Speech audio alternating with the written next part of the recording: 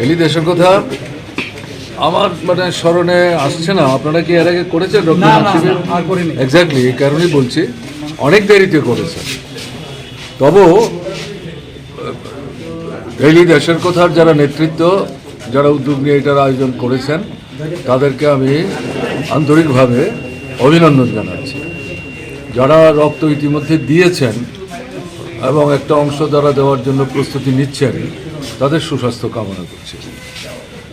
Daily দেশের কথার কারোর মধ্যে একটা ভীতি আছে যে রক্ত দিলে না শরীরটা আবার খারাপ হয়ে যায়, এটা ভুল ধারণা। ডাক্তারবাবুরা দেখে পরীক্ষা করে যখন বুঝবেন যিনি দিতে আসলেন তিনি রক্ত দেওয়ার জন্য এখন উপযুক্ত, তাহলেই তার কাছ থেকে রক্ত নেবেন। কাজে এদের ভয় পাওয়ার কোনো কারণ নেই, ভয়টা ভাঙতে হবে। এটা ডেলি দেশের কথার নেতৃত্বকে উদ্যোগ নিতে হবে এবং প্রয়োজনে কারোর ক্ষেত্রে ডাক্তারবাবুদের সঙ্গে কথা বলে এই মানে ভয় ডর ভাঙতে তাদের সাহায্য করতে হবে।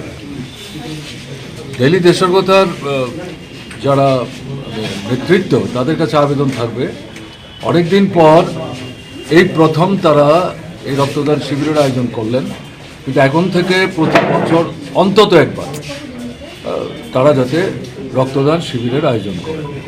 আমার আবেদন থাকবে শুধু রক্তদান না, চক্ষুদান, যদিও আমাদের রাজ্যে অঙ্গ দান করতে চাইলেও এটা সংগ্রহ করে রক্ষা করার ব্যবস্থাটা এখনও সেভাবে মানে হয়নি, সেই প্রস্তুতিটা এখনও নিতে পারেনি, সেদিকটা নজর রাখতে হবে। অন্তত রক্তদান এবং চক্ষুদান এটা তো করাই যায়, আমরাও করেছি। সেটা করার জন্য ডেলি দেশের কথার কর্তৃপক্ষ উদ্যোগ নেবেন, এটা আমাদের আবেদন থাকবে।